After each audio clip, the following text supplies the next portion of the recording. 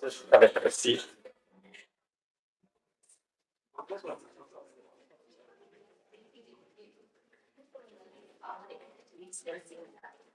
Thank you so much.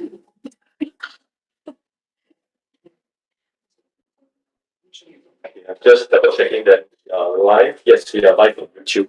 Okay, great. Okay, warm up. Afternoon, good afternoon to everyone. Thanks for coming. Thanks for taking time to come down to our artist talk. Can you all hear me okay at the back? Yeah? Okay, good. Kevin, you can go ahead and assist. Okay, great. Yeah. I think the format of this today is a bit special also because Kevin is currently not in Singapore. So we have actually zoomed him in. And then at the same time, we thought we would do kind of like hybrid version of this artist talk. So you are here as our on-site audience, and we also have with us on the YouTube stream our online audience. So hopefully later on we'll see if they also have any questions. But of course later I'll open up the floor and the mic to anyone who has questions for our art practitioners here. Okay, great. Oh, the music. Yeah. So I just wanted to make sure that at least Kelvin can hear us clearly. So I just asked Moni to turn down the volume of the music.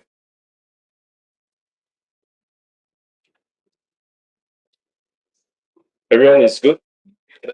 Yeah. Thanks for coming down. It's really hot outside, so I really appreciate that you took time to come down.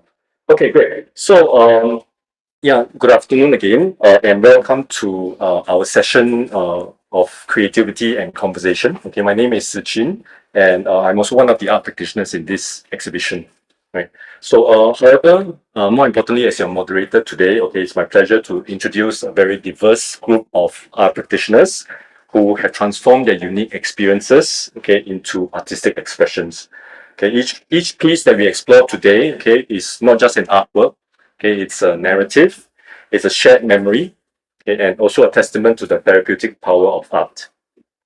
Now, we are gathered here today to delve into the stories behind these creations, to understand their journeys, and to also honor the resilience, the growth, and the healing that art can foster. And from the delicate ceramic petals symbolizing poignant moments of connection to the AI generated self portraits that you see behind me, reflecting the fluidity of identity, each work invites us to contemplate the deeper aspects of life and our shared humanity. So let us embark on this journey together with open hearts and minds and get ready to be inspired.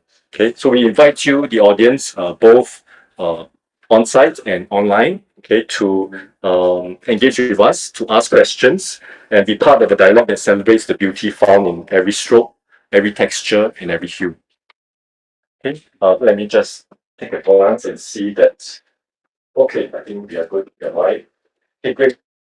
Yeah, so to start us off, these conversations we have with us, Xia, right?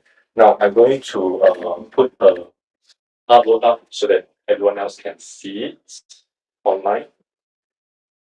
Just have to remember where my mouse is.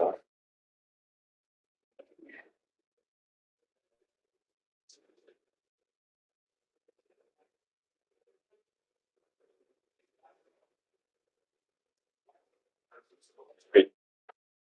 Yeah, so hi, Xia. Okay, I was also trying to look for where you guys are seated. Okay, great. So her work is in this show and it's called What to End Stream About. Right now, your work, Xiang, is made on scrap and discarded surfaces, right?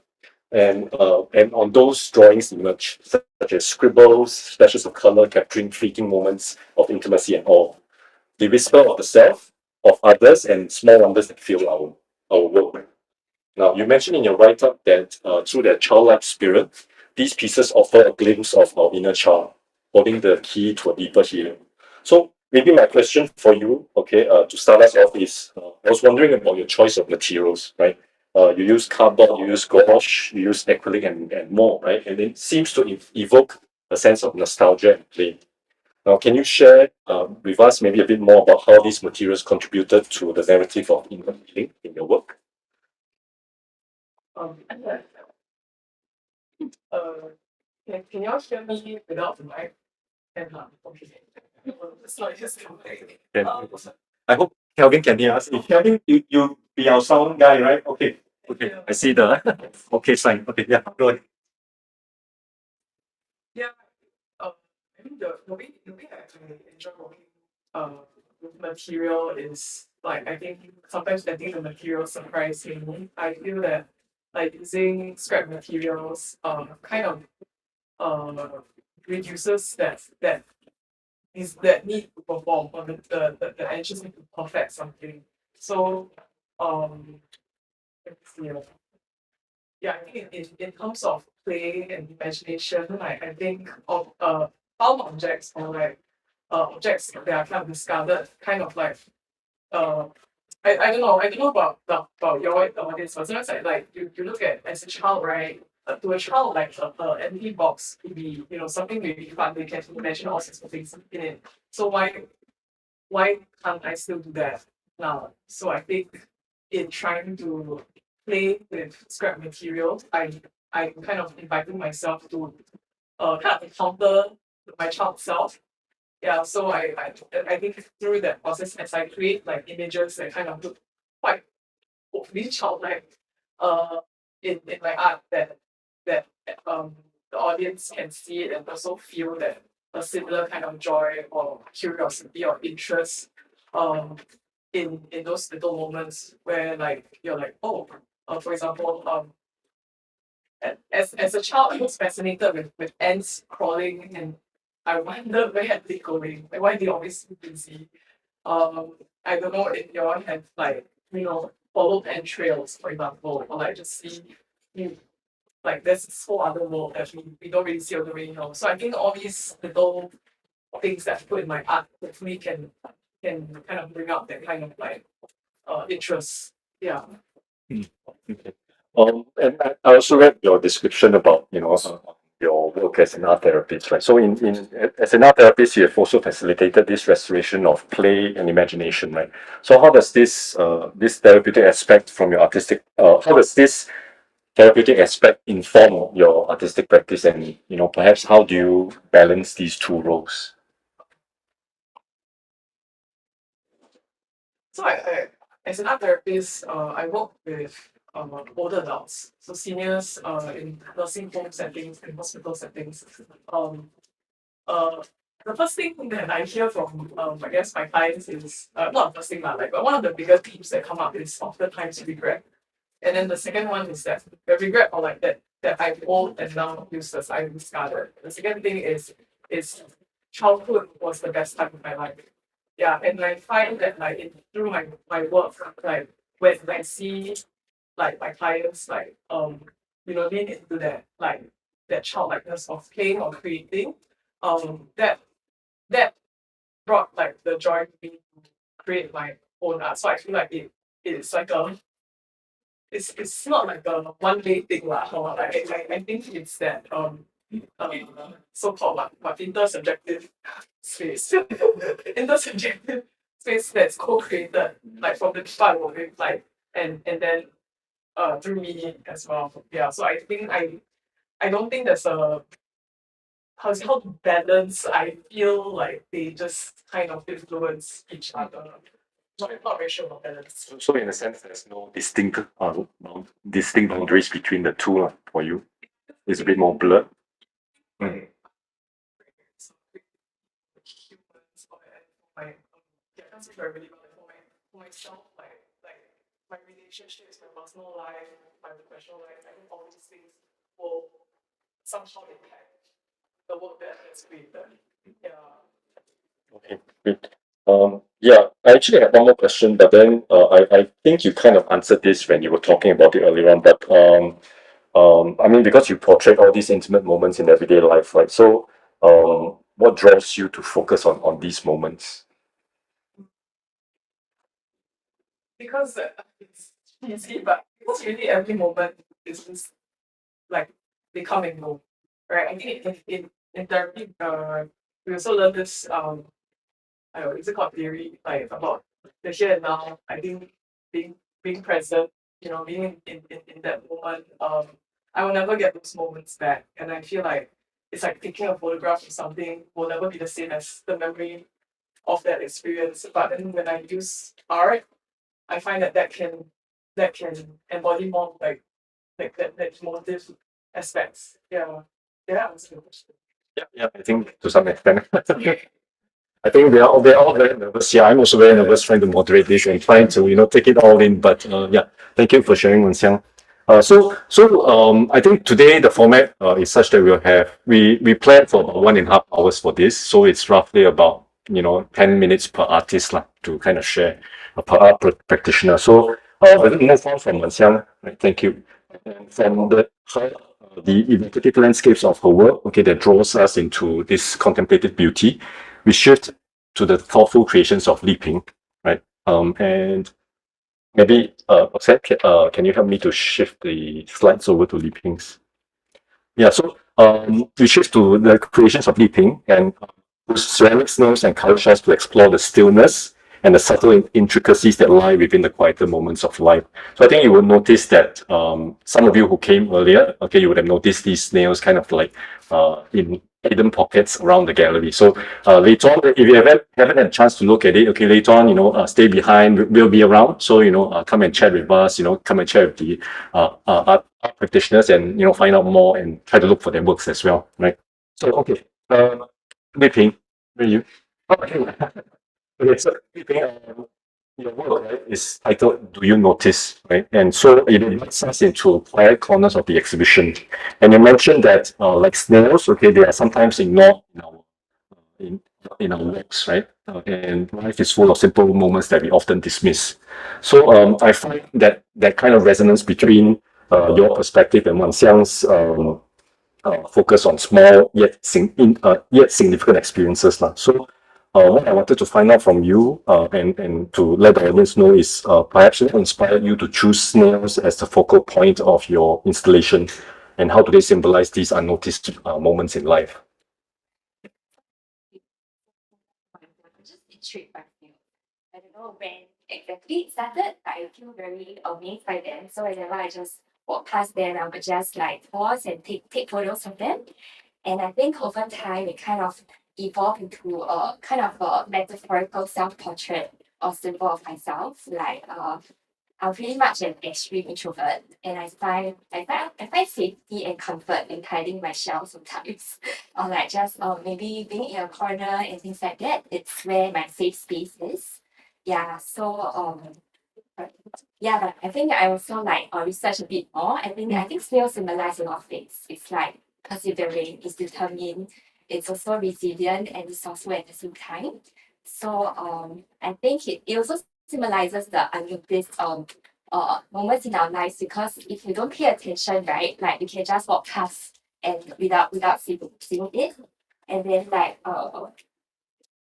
yeah, which is something I want to portray. I think like as people walk around, right? Sometimes I'm like, I don't know whether they will step on my snails or like you cannot find it. So yeah, actually 8 of them around. So you can go around to like find them. And I think I was wanted to capture how if we neglect these small but precious moments, then we'll end up with a oops, like oh, it's actually cracked beneath our feet. Yeah. Yeah, I think just now earlier on when we were setting up at Moni and Shun, we were like trying to, yeah, a few of us were trying to avoid the snails because we were drawing all these power cables, right? And then, yeah, oh, did we knock it over and all that? So, yeah, it makes us kind of like notice some of these intimate pieces in the corner, right? Now, I wanted to go back to what you said about the idea of safe space, right? And so, I think, when we think about snails, they often carry their homes on their backs, right? And that represents both vulnerability and resilience. Right? So how does this duality reflect in the lives of individuals that you work with through art therapy? So as an art therapist with children with cancer, genetic adolescents with cancer, as well as those whose caregivers have cancer. So like I think like Can you all hear at the back? so whether it's like the physical discomfort as they go through cancer treatment, or the grief and loss that they actually experience as they lose a loved one, I think they do carry a very heavy weight upon their shoulders.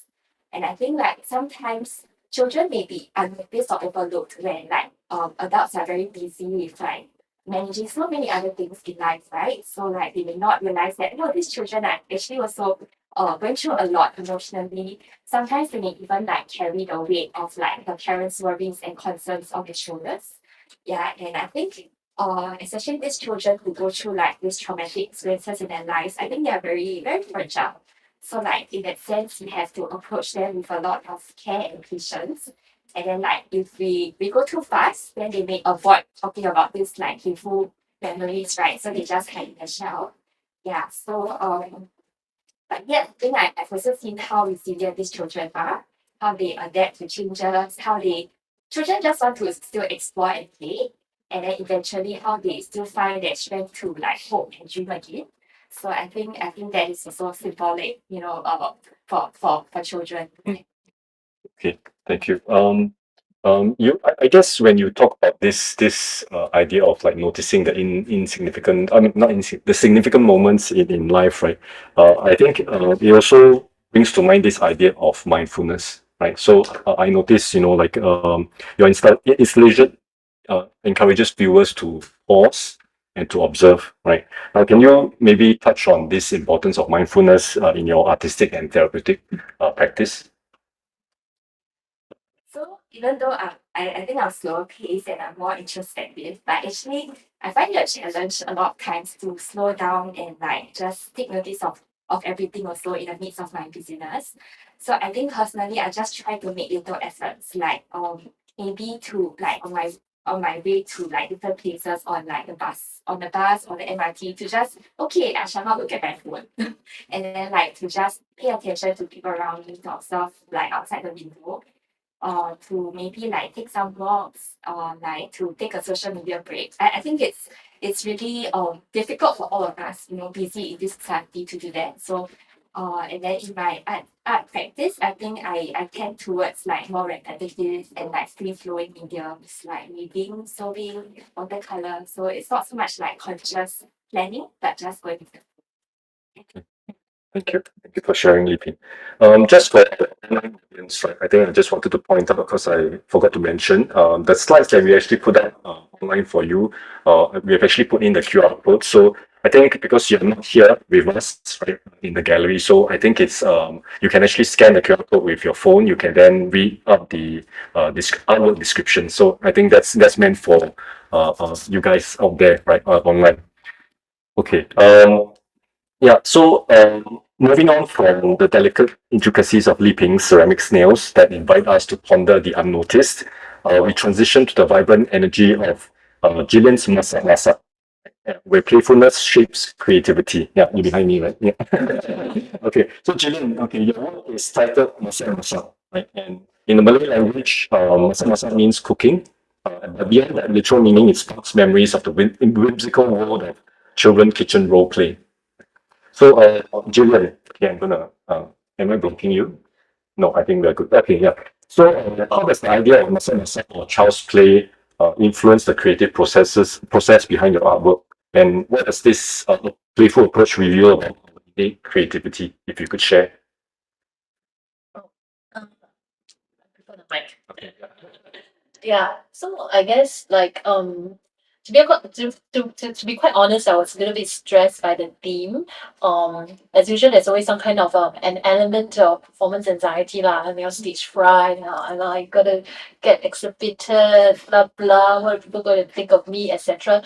So then the idea of parallel process also came to mind because in the therapy world, right, parallel process simply means what is mirroring your work with the client versus your own internal world. So I also invited myself to play with the scrap materials or materials that have been given to me over the years as a therapist lab. Um, and in our work, the process is often to invite or facilitate a space where people feel safe to play. And so I also invited myself to do the same. I think maybe in the course of our work, oftentimes you may not feel that you want to play, it sounds very oxymoronic, right? Like you're the one who does the work, you facilitate those play processes or invitations for people, but maybe I shouldn't use my so echoey. Okay. But then when it comes to ourselves, we sometimes lose that opportunity or the platform too. Maybe because of fatigue, or maybe because of the just too much narratives that we carry lah, as we listen to people, to the imageries that they've created or the pieces, etc. So this really was an opportunity for me to just play with whatever that I could find in my collection of things that people have left. A lot of times they are discarded, but they were given to me, placed on my desk, sometimes with cobwebs on them. And then I will just, I'm a hoarder lah, basically. So everything that you saw on the wall were collected over the years, and I just thought that, as a child, I was able to not think about the invitation to play, but why do I have to be so intentional about it now? And so unfortunately, that is the way of adulthood and adulting. And I do think that we need to be quite intentional in the way that we invite ourselves. And so that was the platform that I started, really just working on it very intentionally, unintentionally, and to see where it all leads to. But the words that were popping in my mind after I created them, and as I was even explaining them to people, putting them up, etc., etc., I realized that these words, the Chinese words that you see on the walls, have been ruminating in my mind for a few years. I guess, just now we talked about narratives that we hear, and these narratives were created, or rather shared, because people were able to create in a very free and safe manner. And oftentimes in the narratives that emerge, people talk about, things that has happened in the past, as children, through their youth, through their adulthood. But a lot of times the narratives were somehow in childhood or when they were you, and a lot of it were associated with things like regrets, sorriness, not treasuring things or whatever. And I do wonder to myself, like, again, the parallel process, do I relate to that very personally, and how do I apply that in my own life? And so the words that emerged after creating all this, right, were like, as you look back on 1,000 journeys, will you still be able to come back to who you are?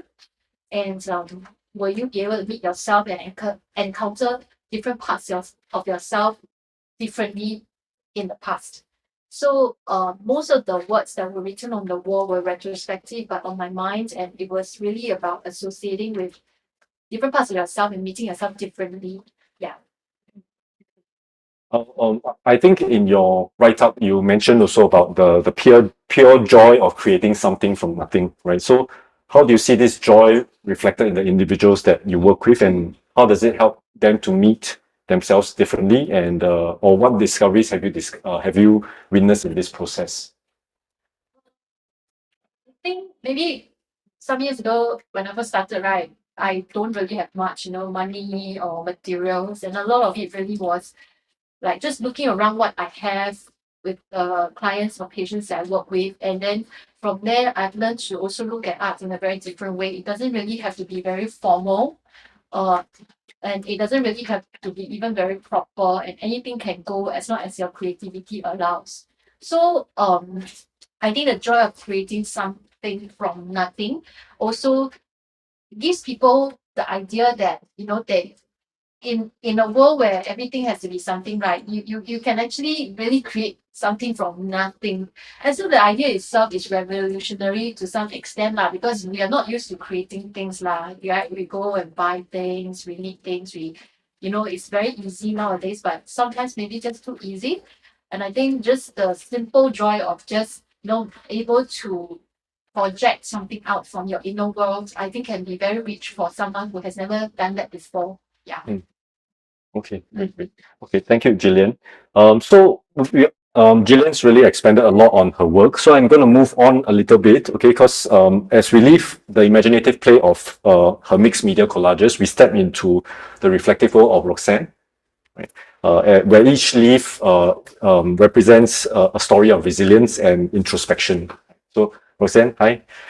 So the intricate printmaking process of your artwork, right, titled Tears of the Fallen Leaves, employed the use of fresh leaves, right, capturing the ephemeral beauty. So at the same time, if you mentioned that it reflects your empathetic connection with your patients, transforming their experiences into a meditation on change and resilience, right?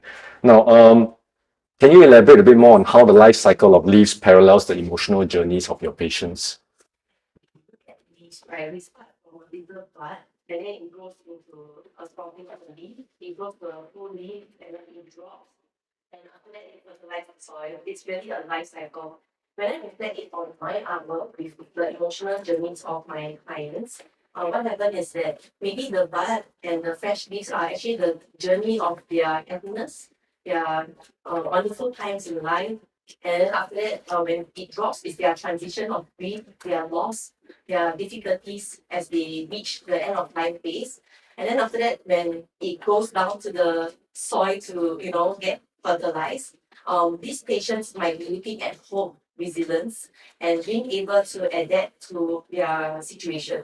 So my artwork, Tears of the Fallen Leaves, it actually captures the grief, the transition of grief, the loss, and some leaves perhaps would have fallen to the ground, where I witnessed my clients actually planning for their good death, planning for how they want to leave a legacy for their families as well. So this is the capture of the artwork of my clients. So as an art therapist working in palliative care settings, right, what insights have you gained about the role of art in supporting individuals in the end of life? So for this question, I will give like clinical encounter so that it make it a bit more interesting. Yeah. So I actually have this client that I saw that I got an urgent referral from the medical team. And I saw him at 5 p.m. And I still remember this uncle, he wasn't wearing any clothes at all. And then he was like, oh, Xiaomei, come and sit down. But I don't think I can do art with you, I'm so breathless, I'm in pain. So I don't think I can talk to you also. So I was like, wow, this is a perfect opportunity because I can do art with you without talking. So then after that, yeah. After that, I actually got different materials and he was looking at this collage book and he chose pictures that he really liked and we collaged the image together. And he started to share that, actually they had a very troubled life throughout his life and the images that he chose were actually images of his younger self in the kampong days where he remembered his mother and his best friends. So then he had a good memory and he was actually smiling and was like, Xiaomei, you know that I did not feel happy for a very long time. This artwork really brought me very fond memories and I feel happy just to look at this picture. So we left off the session on a very good note. I said goodbye to him, I will see him again. And then after that, what happened was that the doctor called me and told me that actually the patient passed away 3 hours later.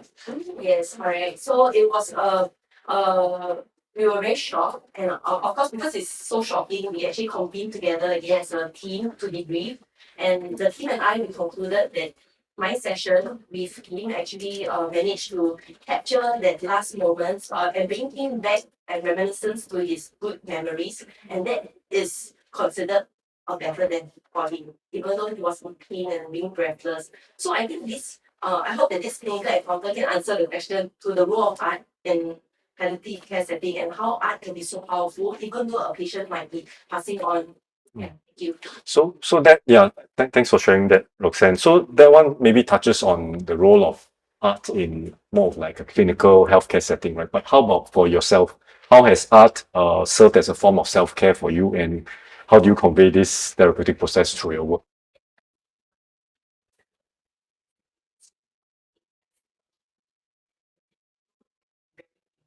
So there is a need to offload, and this piece is really like a safe space that I worked on it for over a span of 6 months. So the process was, long, and I wasn't sure how it would look like. And I realized that as I reflect on it, right, self-care is a step-by-step process. It's not a one-day thing. I do self-care for one day and I feel good tomorrow. But rather it's a step-by-step self-care for a long time to feel that you are well taken care of, mentally well, physically well, and to be able to support more the movements. Yeah. Okay, yeah. Thanks, Roxanne. Yeah, I think self-care plays a very important role. I think you can see in a lot of the works over here. I think all of us took probably like quite some time to kind of ruminate on it, reflect on it, and then eventually, it comes out from our insights. And I think it's really wonderful to have this shared journey with my fellow art practitioners here.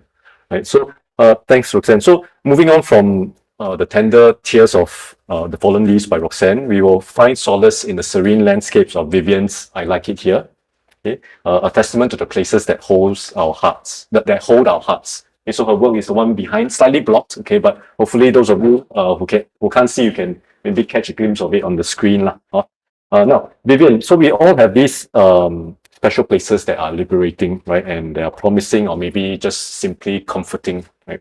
Now, I Like It Here is your vision of such a place. And now, in that place, okay, wonder and acceptance exist behind the everyday and the sacred. Okay, so it's kind of these two exist alongside each other, and you have created a space between these worlds in your work.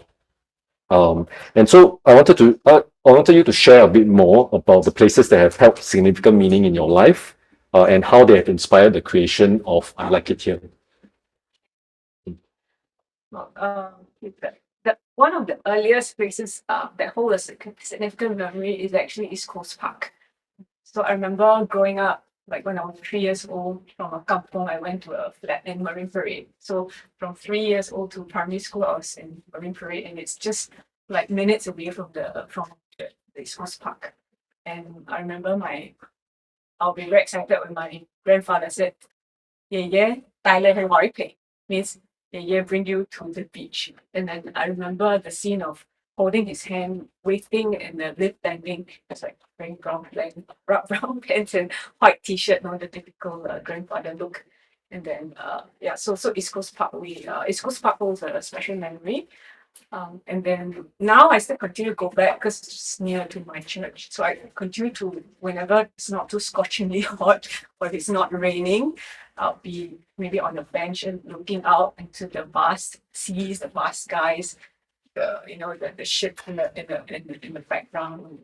Just taking in the space and just maybe just maybe if I feel inspired, I would paint watercolor and just capture that moment and maybe say a prayer of thankfulness for that place. Yeah, so that's East Coast Park.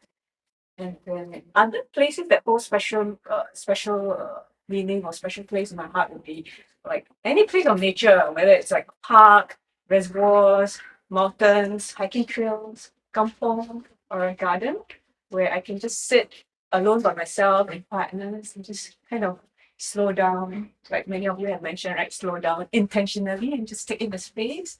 Or it could be a space where I can walk with a friend or have a picnic with my nephew and nieces. So those friends who are watching or here know that my favorite activity is a picnic in a park. So so these are the special places. Yeah. Yeah, I can definitely get a sense of that when I look at your work. Yeah, like chill, the fact that you like nature, right? And I think, yeah, thank you for sharing the bit about that you like picnics. I know you a little bit more now. Right. So your work explores the connection between the sacred and the mundane, right? So how do you find balance between these elements in your artwork? And what do you hope viewers will feel when they experience this liminal space? Is created using very basic and simple materials. So the canvas itself is actually made from a very huge flat cardboard box that was used to wrap a tabletop I bought from IKEA. So I thought it was too wasteful to all the waste. People like Guanxiang and like scrap materials. So I turned it into I just cut and make the measurements and turn it into like a canvas. It's like a box. And then I use old magazines, pebbles, twigs to create this artwork and paint it with acrylic paint. Yeah. So I also, if you notice, there's a bit of a recess, so it creates a bit of a depth. So there's the front part, which is a bit two-dimensional, and then there's the inside within the recess, which is a bit more three-dimensional. So then when my nephew asked me, so how many dimensions? It's like, maybe it's in between a 2.5.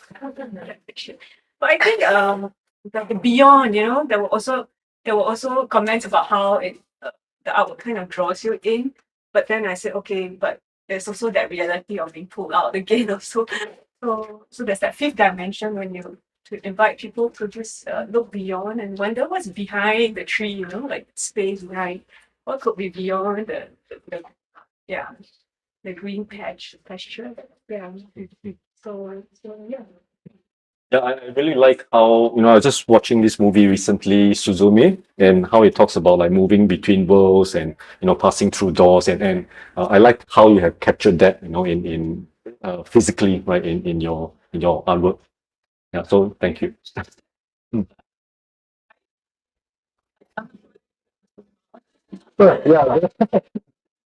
So yeah, so you can expand on that, no problem.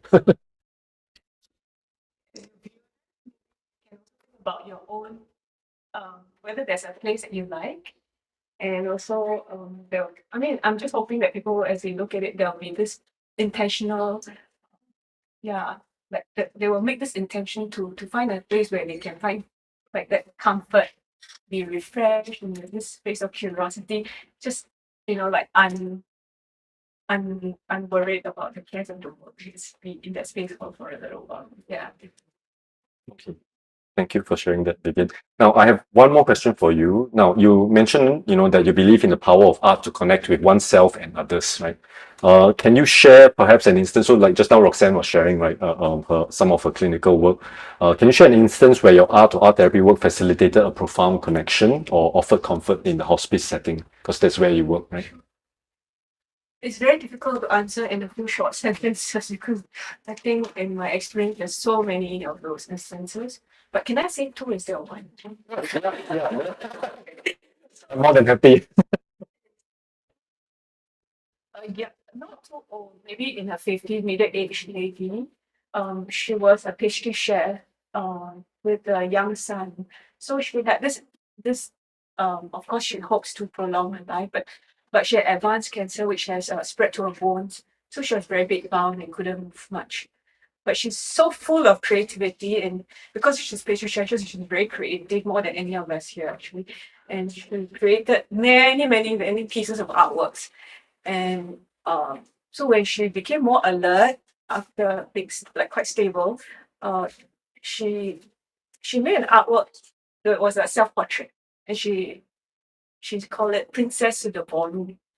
Yeah, and she all the elements in the artwork. She wanted actually to do a new portrait, but I think after a while she got a bit shy, and then she did a back view of herself in a ball gown with lots of fruits on her dress because she worked with fruits a lot, right? And then also flowers are her favorite. So the background of that princess, um, were just tiny flowers, and a lot of it.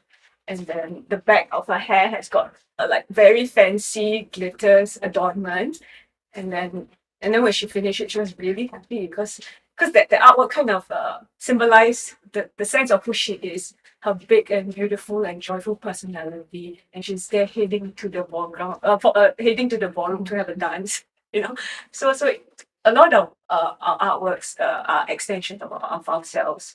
And so for this artwork, I think it kind of symbolizes who she is as a person and how much joy, beauty, and brightness she brings to the world. Yeah, so that's the continuing of self against advancing illness for many of our patients individually. And another artwork I can think of is how it symbolized connection to loved ones. So there was this lady who was a hawker her whole life, yet she was very knowledgeable and learned in Chinese history, the Chinese language, and Chinese literature, all because she had interest to read. But she didn't go to school because she had many siblings, and she, with her elder sister, worked as hawkers to sort of support the younger brothers. And all her younger brothers became very successful, very well educated. But yet they remained very close as a family. And she did with me Chinese calligraphy. She's better at it. I'm not good at Chinese calligraphy, but she wrote.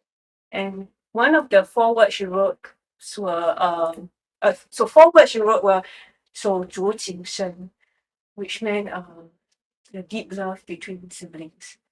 Yeah, and then these words were then put into a frame and given to her siblings.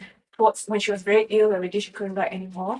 So when the siblings got together to see this artwork, they were saying, "Oh, come gather around," and then gather all the siblings and said, "This is what sister wanted to tell us."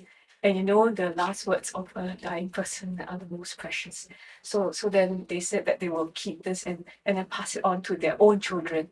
So it's kind of a legacy that's passed on, the spirit of this lovely lady who sacrificed herself for the good of her siblings.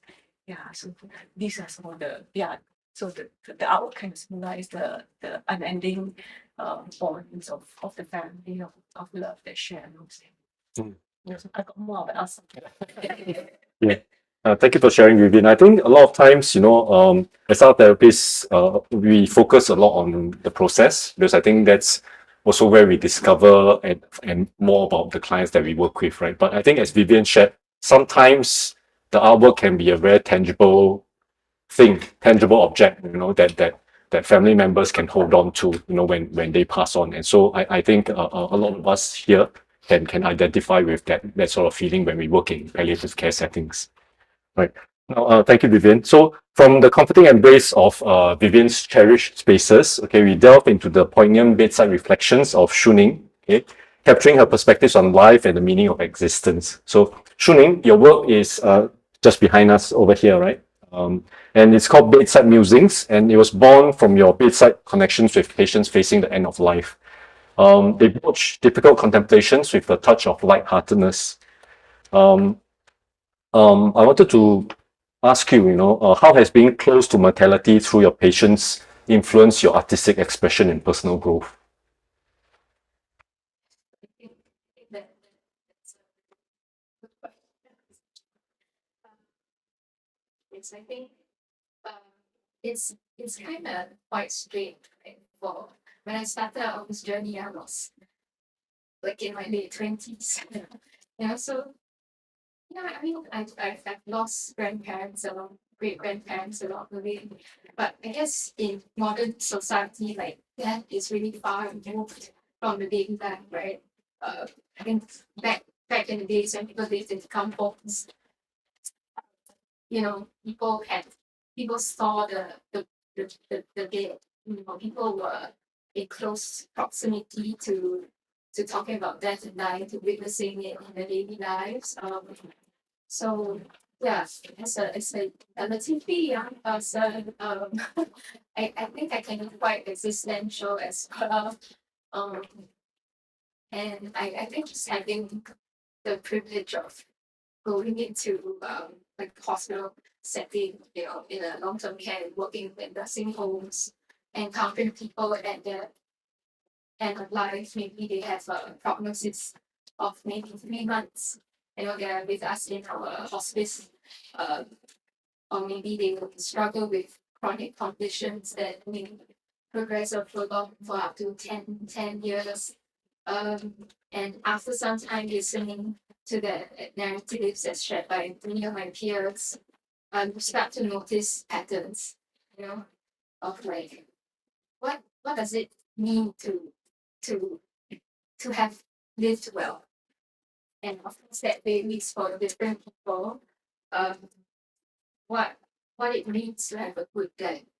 How come Mrs. Lee here is quite at peace, with where she is at.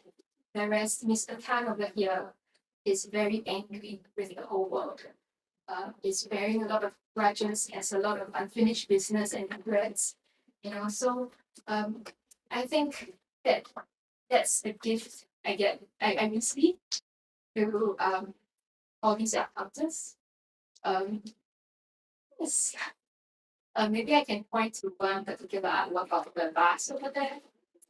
Um, so I'm sure everybody here is familiar with the artist Vincent Van Gogh. He's incredibly popular in popular media, and I have a book of Vincent Van Gogh's art book in my little art trolley. And sometimes when patients feel a bit hesitant about the process of creating as the research to show that just by looking at art, looking at pleasant imageries, colors can bring a lot of healing effects to them. So this is my go-to Van Gogh, and also to several of the patients that pick this popular artwork here. Yeah. So one thing we do in our session is, as we come to the end of our life, we take stock of what we did well, what our achievements, what our highlights and lowlights. So for Madam Tan, who is a pseudonym, she she's a very amazing woman, I felt like she gave me more than I gave her. She looked at this artwork and immediately her mood lifted.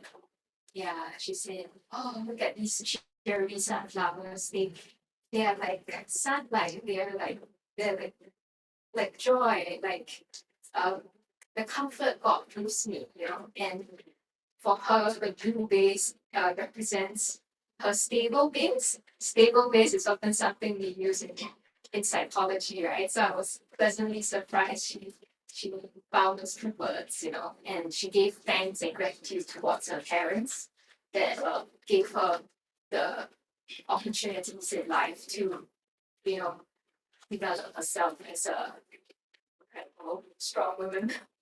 And for her, the purple flowers represents justice. She's Although she was in her 80s, she has left us since. Um, she was a strong advocate for women at risk.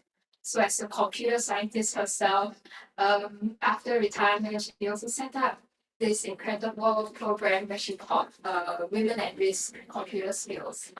Yeah, so I invite audience, to scan QR code later on, and to ponder on the reflective questions that I post there.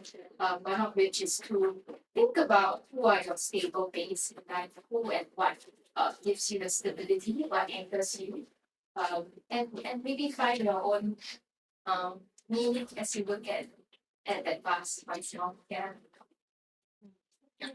I think, Shuning, you mentioned about your encounters with patients and how um, um, I think these are sometimes very difficult moments, right? So I just wanted to find out from you, like maybe if you could share with us how do you process those difficult moments, and what are the ways in which you manage those emotions that come up. Mm. So I think this is very applicable to all of us here, right? Because as many of my peers have shared, this work is quite emotional. So right from day one, we were taught to take good care of ourselves, self-care. Like Roxanne's works all about self-care. But I guess many of us here have created this thing we call response art, which is art created by art therapists to contain difficult materials. At times, when we can't get to our supervisors quick enough, or we don't have a peer that we can speak to, we take care of ourselves by creating artworks in the here and now, just to externalize it and just let it out there, So, but I've also been making these artworks. Um, some are quite spontaneous. I've not really thought about why I'm choosing to draw a window today. But I kind of have some ideas, but that all of them were inspired by significant patient stories that I've had. Um, yes, so that's how I kind of cope with um, what I'm seeing, what I'm witnessing. Um, and sometimes we ask our patients some reflective questions like, when you think you will go, you know, um, are you afraid of dying? Um, or what are your connections to your spirituality? What brings you a sense of awe in life? Which we can refer to outlook for. Yeah, so something that came up for me quite unconsciously after I finished and looked at it now are those wispy shadows that I've added at the front. Um, and then it kind of bring about this quite sinister feeling, like death is creeping in, and there's this saying about how death is actually all around us. It doesn't just wait for us at the end of the road. Yeah. So I'm thankful for um, all the experiences I've had and to be able to contemplate about what my beliefs about death is and at my age. And hopefully by the time that time comes, I will be more at peace and with myself, with life in general. Yeah. I think one piece that comes through very strongly in your sharing is the role of the art therapist as a witness, right? So I was wondering, how do you see your role as an art therapist in facilitating well-being through art in palliative settings? What roles do you play, or like what roles do you imagine yourself? I think, yeah.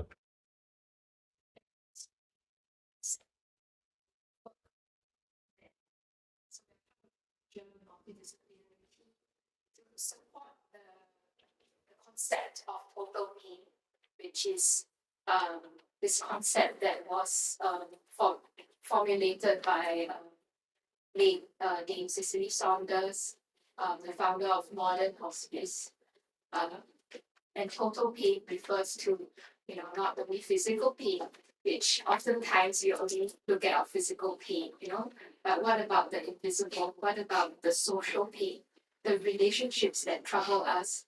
For example, my hands talks about the ambivalence in relationships, and look at them. And at the end of life, actually, a lot of people have that ambivalence that they carry, um, and they may not be working them through in real life, but in the therapeutic space, if they do take up that invitation, uh, that's and if that working through that with the therapist in the safe space can bring about some peace, I think that is enough for me. Um, and third is psychological pain. So spiritual pain. Has God forsaken me for giving me this terrible condition? How do I make peace with this? And of course, with what we've witnessed, some of the stories that shared, we learn about what truly matters to that person. And I think it is our duty then to, um, inform the team, to share that insights that we have from them, from our patient interaction, to help the team also know what matters to this person. Maybe it's about looking for that long lost daughter. Okay, social workers, what can we do? Can we run an ad? Yeah, that's, I think, one of the small things. It's also supporting our patients to find a renewed or a new identity amidst that prognosis of life-limiting condition with the limited time that they have. Yeah, and of course, giving them that unconditional, non-judgmental space to really say the things that they need to say, to not feel judged. Um, and there are many things that I can share this for. Thank you, Shuning. Yeah. So leaving behind Shuning's bedside musings, we encounter the fusion of art and technology in Sichin. That's me. Okay. My AI-generated self-portraits that invite viewers to ponder identity and life's transience. So I'm going to kind of like interview myself over here. Yeah, so in this particular series that you see behind us, okay, I've collaborated with various AI programs to dive into my experience of working in palliative care. So I think the process started off, it's kind of like a journal, right? So I kind of journal my responses, my emotional responses. So kind of like what Shuning was saying, response art. So I start off with some sketches. I start off with some feelings that come up for me. I jot them down. I use them for supervision. And then I provide this input into the AI. And then sometimes I will tell the AI, okay, so these are some of the metaphors that came up for me. Okay, what do you think about it? So then it becomes a conversation with AI. So there are two parts to this. One part is like the text-based AI in which that I have that conversation. Then after that, after I've kind of gathered some reflections on that, I put it into like the image-based AI to generate the visuals that you see over here, right? Now, so my question that I have for myself is how does AI serve as a collaborator in your creative process, and what unique perspectives does it bring to these self-portraits, right? So I think the other day I was talking to Roxanne, right? And then just thinking about how, like, if you see all these works up here, they're actually like, they look quite different from each other. Like some are more illustrative, some are more more like an oil painting, and some are perhaps more like an architectural drawing, right? So I think a lot of times when for us as art therapists, when we are making response art, is something that we jot down quite quickly. So a lot of times it's whatever mediums or materials that are available to us. Maybe it's watercolor, and I think, okay, I can use watercolor to express a certain feeling I have. I'll just spontaneously record that down. Because sometimes I want to be able to acknowledge that feeling and to be able maybe to process that later on. So in the same vein, a lot of times when I looked at this particular series, I wasn't too particular about like the type of artwork that it would generate. I was open to what it would offer. So then, like we had once like this one in the center that's making something out of nothing. Later when you scan the QR code, you can kind of look at the descriptions of it. But this one was making something out of nothing, and it was born out of my interactions with my patients where they were using scrap material like pipe cleaners to kind of like make sculptures and make bouquets of flowers. So then I kind of put that in to kind of generate this particular image. And then, I think along with the idea of making something out of nothing was to kind of think about ideas of like, surrendering yourself to the process, accepting what comes out of your play or your imagination, right? Then, of course, there are others in which, like the last one over there, which maybe might be hidden for some of you, is actually called Unveiling a Hidden Path. So I think a lot of times when I was reflecting on that journey, I would kind of face a lot of my struggles, a lot of maybe my hopes for my patients, and a lot of my fears for my patients as well. And sometimes you just can't seem to find a way out, because then, the patient rejects you, the patient doesn't want to see you, the patient, and of course, understandably, because sometimes at the end of life, they're also grappling with a lot on their plate, right? And they have sometimes not much energy to kind of make up with you. But, I think as we kind of provide that safe space for them to work with us, sometimes I think of it as a dance, like sometimes I will lead the patients, sometimes I'll let the patients lead me, right? And so sometimes they are the ones who lead me to unveil that hidden path. So that one kind of talks about me, seeing a bit of the light at the end of the tunnel when I work with patients. Yeah. So I mean, I talk about the artist's presence and absence in this series and how it symbolizes that fluidity of identity. And I hope that, I mean, the question I have here for myself again is, how do you hope viewers will interpret this theme, especially in the context of palliative care, right? So I think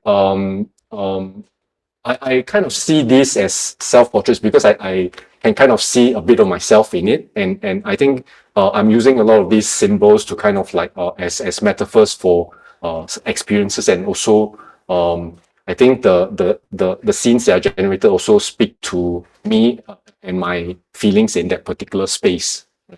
So yeah, I think the absence, I think the only one that really has my presence is the one at the front, right? Where you see me walking down the corridor, feeling contemplative, thinking about, how do I find structure within a space that's very fluid. So that's the only one that really has me. But then the rest of it is a bit more of the absence of me, but it hints at my presence, in terms of like how I've worked with patients, how I've worked with my interns. So like the 1 second from left, okay, that's actually also inspired by, if some of you have watched the movie Everything Everywhere All at Once, right?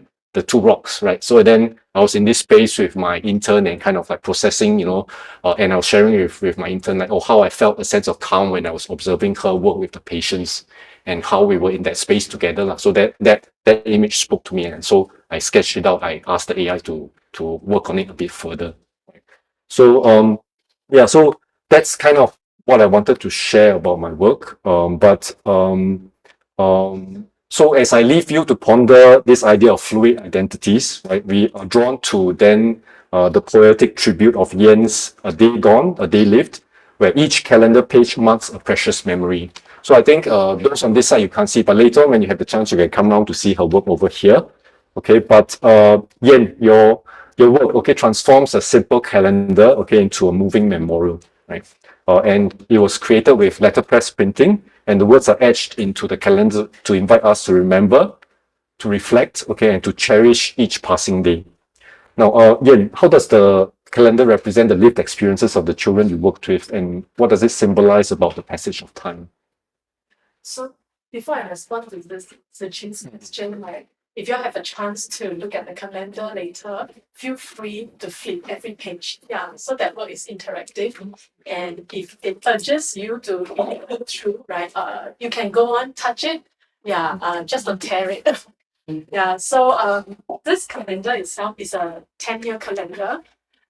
In preparing for this exhibition, I thought of like, what do I really want to do? And how have I spent my passage of time as an art therapist since I graduated? So it's a 10-year calendar, and I pay tribute to every child that I've worked with. And each page is dedicated to a life that is lost and the child that has passed on. So there is a special date, yeah, and special words of how I remember them. And the calendar itself for me, right, it's an everyday object. And I don't personally use the calendar. My father uses the calendar. And every day, at the end of the day, he will tear the day off.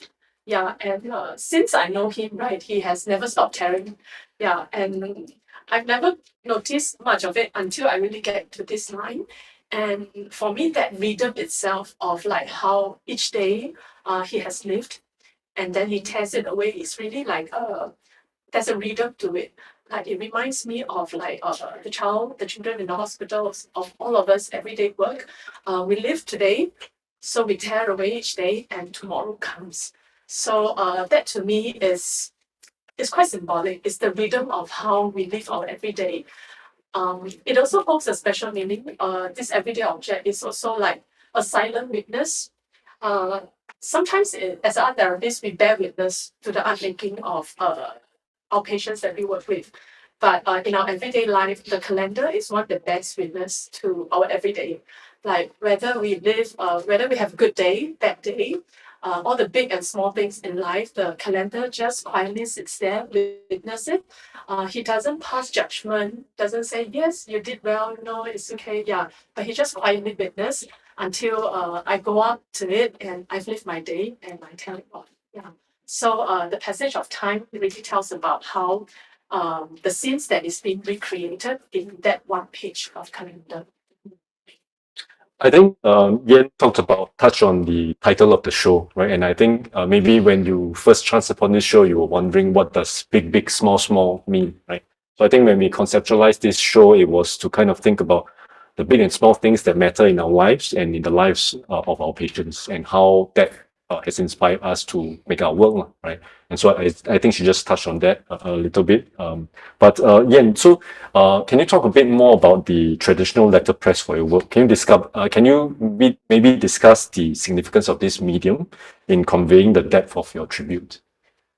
So I've chosen a rather traditional things because I have this things for things that is that is traditional and is going to be gone soon. So I visited the workshop, and thanks to my friend Tang, she introduced me to this workshop, and it's probably one of the last typesetting and prints in Singapore, and I really felt like how you know the way of the whole process of like putting one letter together at one time, one words at one time, is such a slow process. And by the third day when I visited the workshop in putting up my calendar, it's like I almost wanted to give up. I asked myself, why don't I just choose a digital way? It's more perfect. The print will turn out nicely, it's more efficient. But then the whole process, as I persevere a little, I realized that it demands a lot of my patience and my contemplation. And as I reflected, right, it's really about giving time, not just for myself, but also giving time to honor the lives and the children that I've worked with. And they deserve the time and the sincerity that I wanted to give. So I've chosen an unhurried process uh, to carry out, to show my tribute to the children. Thank you. Thank you for sharing that. Now, I mean, and your artwork, I think once we know a little bit more about it, like the day I was hearing you share about it, I was like, wow, uh it's so moving, right? I think Moni, right? We were listening to it and we were like, oh, we didn't realize it's all these states that are like so significant, right? Seems like insignificant, but like when you explained it, it was like, wow, so powerful. And so your art, I think, invites contemplation on living and leaving, right? And so how do you hope viewers will engage with this concept through your work? Actually, when I was doing this calendar, it was more self-centered. It was a very much self-compassionate inquiry for myself because I wanted to do a review. I don't want to wait until the end of my life and I do a review to what have I been doing the last 10 years. So it started off with me. Yeah, but on the opening itself, as I was having conversations with the people who come to view my work, I told them my stories. So they were curious and they wanted to hear about my stories, and in the end, they tell me about their stories about the special dates. So to me, it's a date I remember a child, but for them, maybe it's their wedding anniversary, it's their birthday, it's also a special day. And the exchanges of these conversations really reminds me that, oh, every one of us has our life stories, and between the entrance and exits of life, there's so much in betweens, and and that touches me a lot because I feel that this is what our group is about and what Big Big Small Small is also about. That from our birth to death, human relationships is and connections is why we are here for. And I hope that as the viewer look at my artwork, if you're alone looking at the artwork, it will be a time with yourself to engage in a monologue. If you are here with a special someone today, perhaps you all might use the calendar or choose a page and talk about a special day and a special moment in your life. So I hope this is my gift to all of you. And we can flip the calendar, right? Yes. Yeah. Yeah. So the paper boats and the paper plane up. Yeah. Thank you, Ian. Yeah. So turning the page from a reflective calendar, we witness the resilience of life in Kelvin's work, right? So I'm going to transition over to here for a bit to over here for a bit to put Kelvin on. Put him on the spot. Give me a second, Kelvin. Wait up, just a second more. Okay, Kelvin, you're good to go. Yeah. So let me describe your work a bit. So, Kelvin, your installation, Until God Moves Me, I Bloom Right Where I Have Planted, okay, involves fresh flowers and clay. So just as the fresh flowers in this piece will fade, so you would have noticed if some of you have come in over the last couple of days, the flowers have been up, then they've wilted. I think we've replaced them, right, a few times, yeah. Now, so too, just as the fresh flowers in this piece will fade, so too will our memories and our lives themselves. Yet this work celebrates the poignant beauty found within the fleeting nature of existence. Now, Kelvin, the use of fresh flowers, right, brings a sense of impermanence to your work. Can you discuss the choice of materials and the message you wish to convey about the transient nature of life? The voice projection is okay. Good. Yep. Right. Essentially, I feel that we are impermanent as human beings, and the thing is, we are not very aware of that. It's actually innate in our natural state of mind not to think about death or dying because we, as human beings, are made to survive. For example, if someone actually accidentally fall into the water, there will be this struggle to survive, to get to safety, or struggle for help without being asked, because that is how our psyche is wired. So I can imagine that if art represents ourselves, then we would want to maintain some sort of that value, this value of permanence, this value of wanting to be remembered. and some level of continuity. I mean, in the space that I work, legacy work, I mean, if you're a healthcare worker, this would be something that you're very, very familiar with. Uh, a piece of work that is tangible in a way that we can be remembered. But this has a role, for example, in bereavement care. But today, that's not the context. So essentially, what I want to talk about with impermanent material and site-specific installation, it's really about how this encounter between the art and the viewers creates this kind of performance that cannot be duplicated ever again because of the time factor.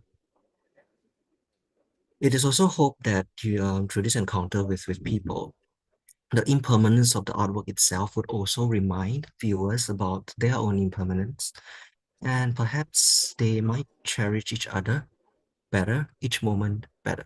Like what is happening here today in this space cannot be duplicated again because of the time factor. I wanted to touch on that idea of impermanence, right? So how does this theme of impermanence influence your approach to therapeutic practices? I think for me, my faith grounds me in the existential and spiritual aspect of things. I'm a Christian, so that itself gave me a lot of grounding when I need to answer big questions in life. So, on the contrary, this concept of impermanence is something that is more associated with a form of practice by people from the Buddhist faith, but I have kind of integrated it into my own life because I feel that it allows me to stay present with every single moment that is passing through. And I actually get to be um, present with the people that I'm with. At the same time, it also brings to me this awareness about the dying process, it being both an individual experience and also a social experience, a solitary one and a social one.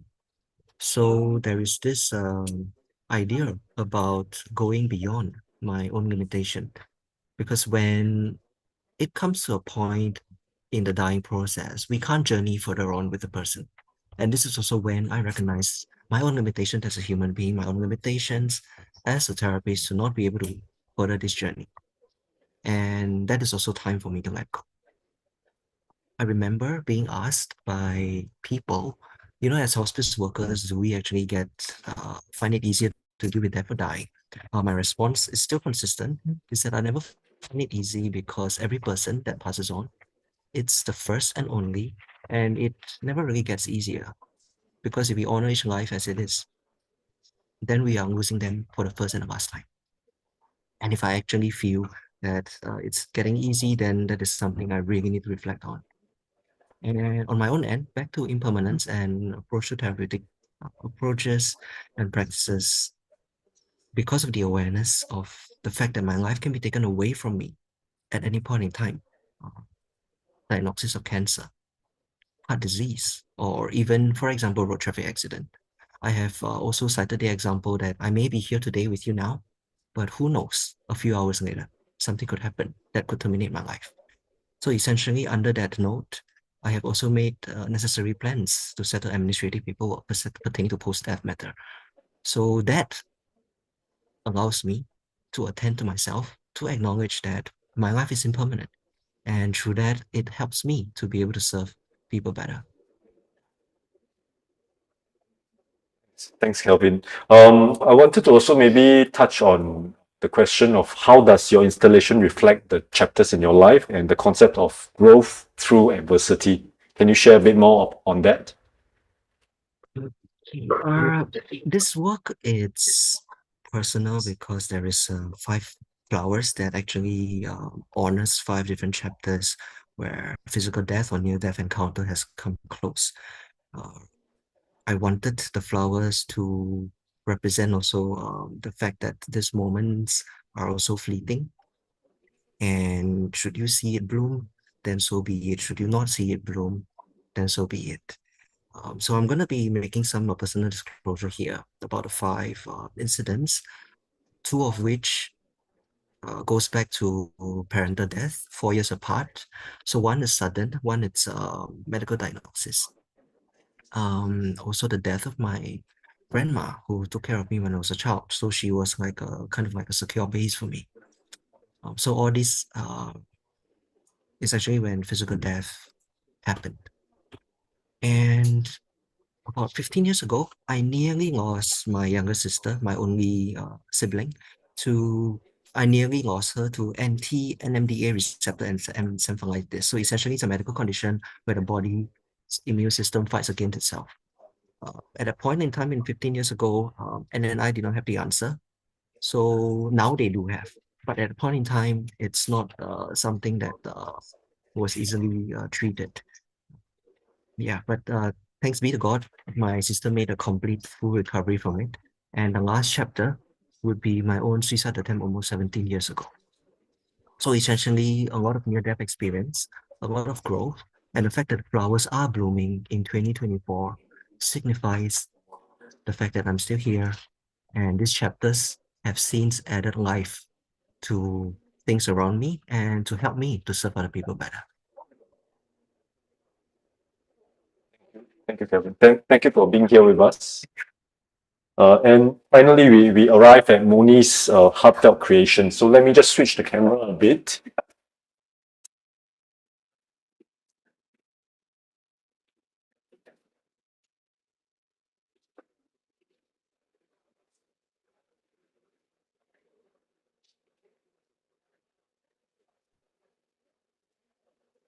Moni, she's really the glue that holds all of us together. I just wanted to make sure I acknowledge that. Yeah. So your work, it matters, touches on shared moments between patient and therapists, right? And the significance of those interactions are encapsulated in each ceramic petal. Your work brings our conversations full circle with a powerful reminder of the impact of art in our lives. Sorry, just feeling a bit emotional also, but okay. Yeah. So, Moni, so each ceramic petal represents a therapeutic bond, right? Can you share more about the process of translating these intangible bonds into physical art forms? Okay, when I started this project, I titled It Matters. Actually, I go through all my work cases that I have been with all my patients, and it started with the first patient, which is if you look at the highest brow petal there, I met her, this elderly lady, in 8th August 2016. And within the whole therapeutic sessions, she told me about her last rites. And in her last rites, what she wanted. But when she finished that, she told me again, I can't tell my son yet. Perhaps 2 weeks later is a better timing. Maybe a week later. So she keep pondering about that. It's just that it gives me this thing about like there's so much things she want to say to the son, but there's so much barrier yet there. So it is interesting how this is my first occurrence using art therapy within this setting, and I found that it actually created a safe space for her to actually relate her wishes, and yet she found it so difficult to tell her son. Yeah. So when I create each brow pattern, 700 of them that you will see out there are the 700 patients that I have. So each of it, you will see a serial number which I assigned to because I could not use their name, of course, for confidentiality. And it's in chronological order. And the date you see is the first time I meet that person.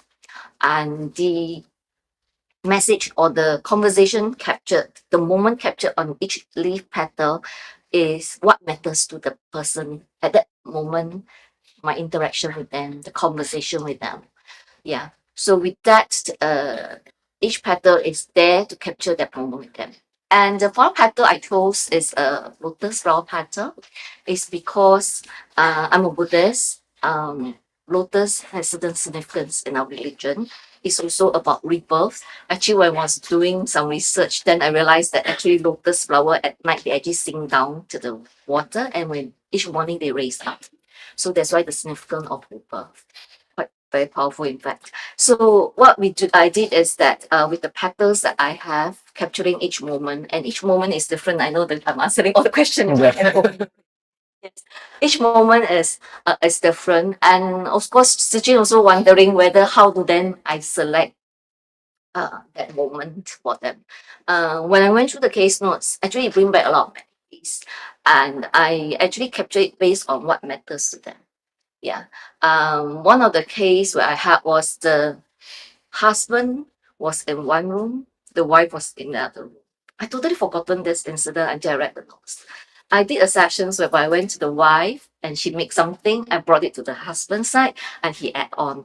And then I brought it back to the wife and she add on. And the wife was so happy with the husband contribution. She was well enough. She got out her bag after she signed it and bring it to the husband. The husband was not so interested. But when the wife came, I said, and they have a very interesting bonding sessions. And then she invited the husband to sign the artwork, which I couldn't get her husband to do it, but she did. So it was a joint project, and they hadn't been able to do that for the longest time because they were also ill. Everyone was focusing on their medical conditions. It's about what medicine have you taken, da da da da da. But they forgot the simple pleasure in life. It's just to connect, and that allows them to connect. And it's across a room. They are so near and yet so far apart. So art in a way that brought them together. So I just resonate that moment in that little picture. So everyone is different because at some point in time, certain thing is very big to us, very important. But when you're at the end of journey, that matter can be so small. And yet certain matter is so small to them when they were alive and well became so big.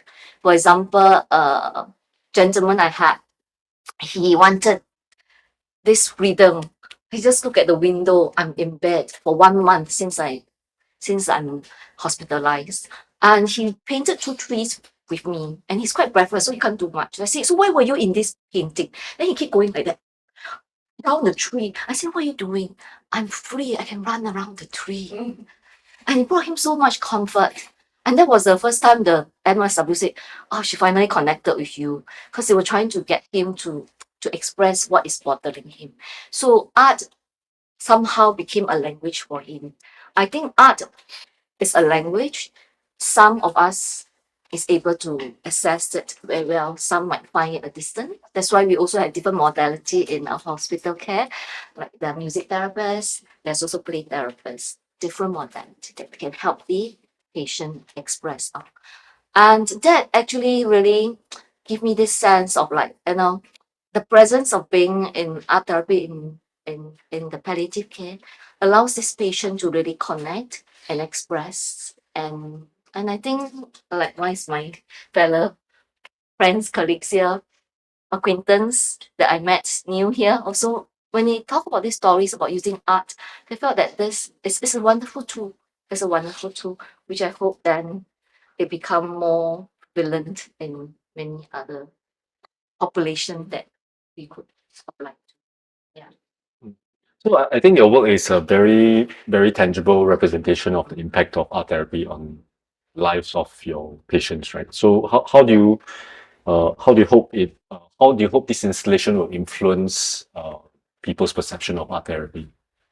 I hope through the interactions about my artwork or the artwork here that you see, then they could actually see the potential of art therapy as a way to um, connect with people, a form of language, and also art therapy is a space whereby then they can actually express their emotions because a lot of time words become too difficult, and that's where I hope that through that they are allowed to express their emotions and in some other way regulate it.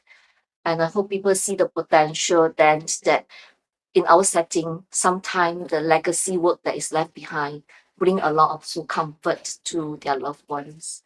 I have one mother who was with me was breathless. The doctor was so surprised that she sat through with me 2.5 hours.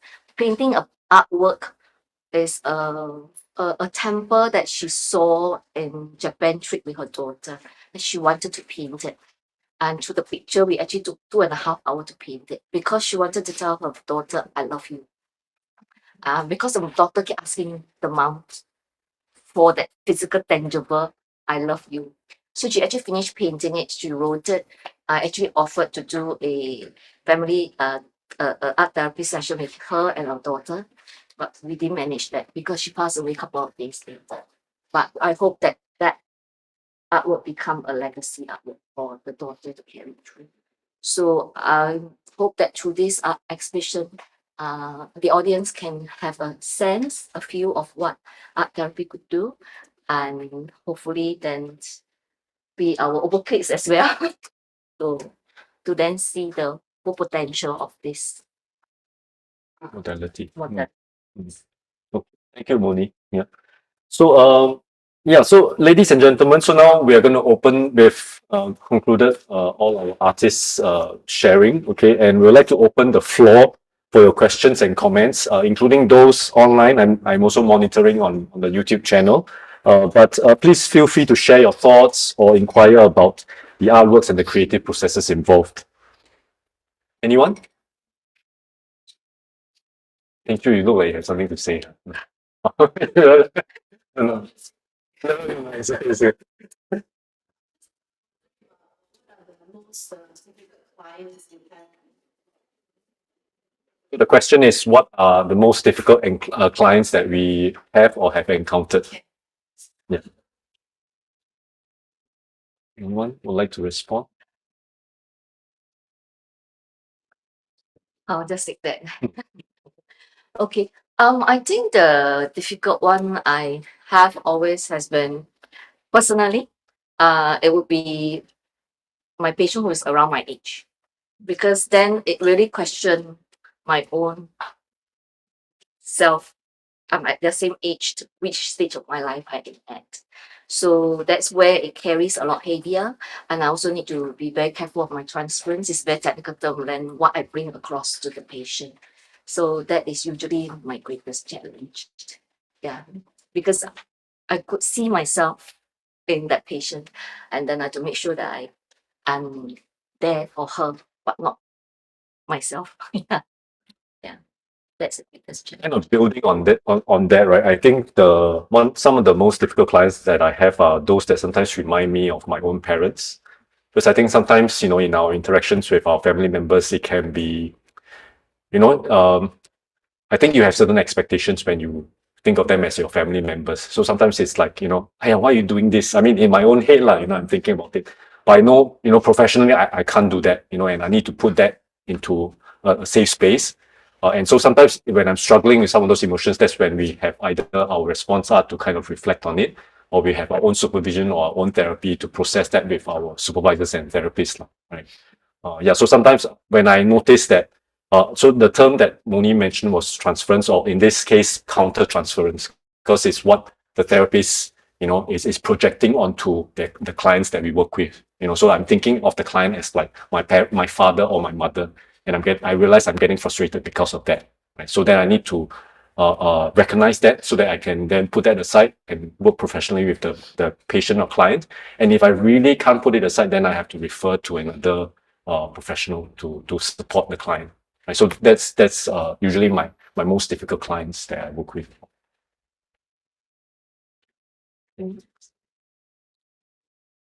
No? Okay.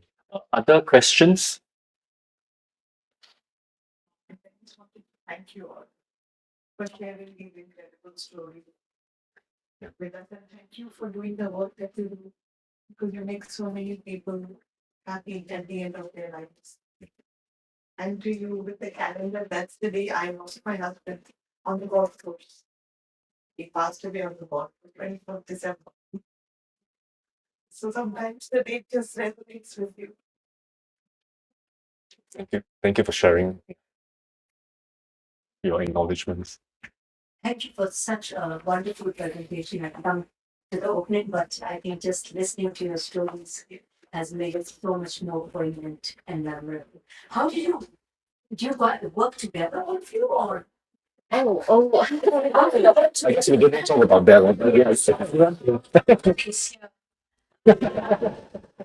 Actually, Bunchi is one of the pioneers, in our fields, so art therapists and social workers. So few years ago we met at a conference, and then she started she suggested to start a peer support network. But back then there were just a few of us, but it was about 5 or 6 of us from the different hospices, and then it grew to 19 right now. I believe there are more out there, but it's just we probably just because you don't work in the same Organization. Yeah. same field, that means same population, palliative care. And all of us are working with different age groups and different hospitals. Yes, correct. Institutions. Yeah. So when then I must also take this opportunity to thank outreach, even they are not here, the members here, because it's only because they have this half initiatives where we could write in our proposal to for these exhibitions, and the panel actually selected our proposal, and that's where we got this space. And as a group, peer support group, we have been talking about having an exhibition for the longest. I think the conversation started maybe even before 2018, before pandemic time, but we never get an opportunity because we couldn't find a neutral ground to do it because we're all in different organizations. If it's whole in my organization, will I get approval? Then it's very difficult. So when this outreach offered this whole initiative, I thought it was like we jump upon it. And then we were so honored that they actually selected our proposal and they provide this space for us from now till 7th April, that we have this space to put up a show, and also a space that allows us to reach out to greater audience, also to know a little bit more about our work. Yes, in this field. Graduates of LaSalle? Not all, in fact. I think we come from different places. I think some of us have trained overseas. Yeah, so I think it's a mixture. Yeah. She's she's the most supportive. Yes. Yeah. Trained us. Yeah. Just like But I think this is such a significant area, and very few people really dabble in it. It's such a hard field. So my heart goes out to all of you because you're very inspirational to dedicate yourselves to something this intense. Because when you take this pain away from other people, you still carry it with you, and to just detach yourself. Yeah, I guess this why all these reflective arts help us in a way in our journey. Yes, also like the petal is to make and to let it go, and the leaves as well. Yes, and then yeah, it just allow us to have this space, and art is a very good way for us to also self-regulate. Yes. Thank you so much. I hope a lot of people come to see this. Thank you. Go bring the audience. yeah, help us to promote the show. Yeah. Okay. We also have a series of workshops. So later on, when you drop by, when you come to some of the sections, you can scan the QR codes. Maybe find out a bit more about the workshops. If you're interested, you can sign up for it. It'll be happening. If you feel that your friends might benefit from the workshops, also why not? Yeah, just for them to try out what art is about. Yeah. Any more questions? Any other questions? I'm year one postgraduate at LaSalle doing art therapy. So I'm currently working with people with adults with autism. So in my own research, my own work, there's a lot of emphasis on the importance of ritual to help with this population. But in your case, I think because you don't really know how many sessions you have with each client, how do you navigate this? Do you have your own rituals that you hold close to the way you approach sessions with clients? The lecturer is here.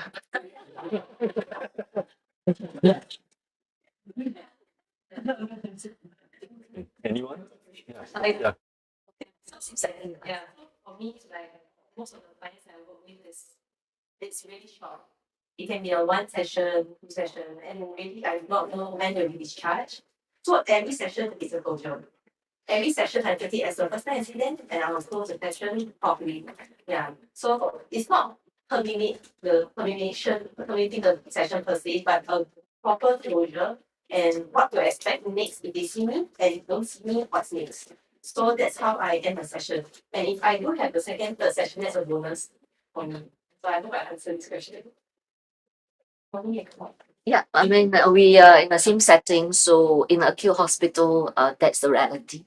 In fact, more than 50% of my patient, I might only see them one time.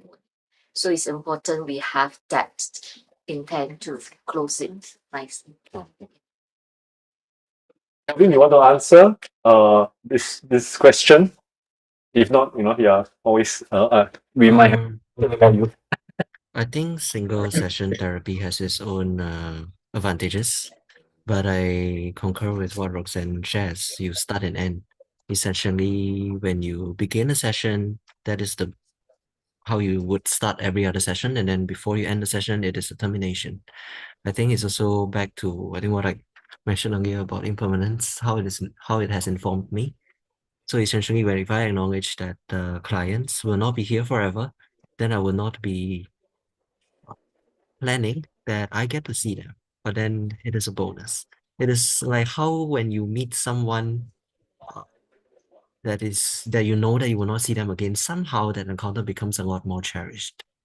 So perhaps that is a mentality that you can bring into a session like that, so that every moment becomes magnified and everything that is said to you or every little thing, sometimes not even exchange of things that can result in any art forms.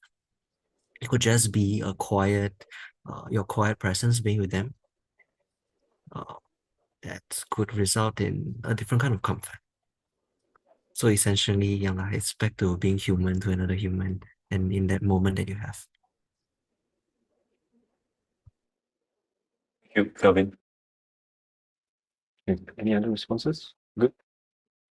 Okay. Any other questions?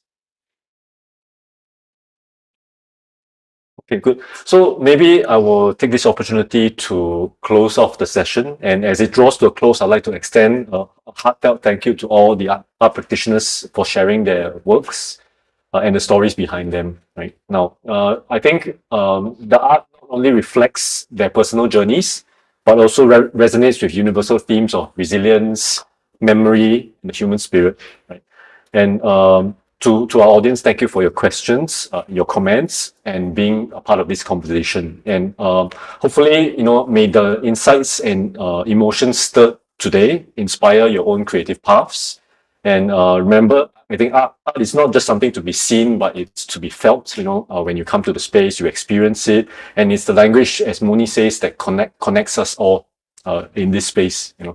And so hopefully we can continue to celebrate the art that surrounds us in every moment of our lives. Okay, thank you, and have a good afternoon and evening.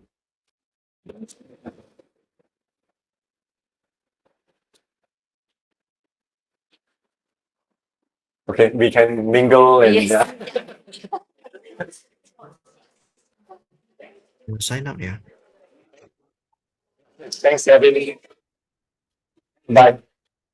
Bye. Bye.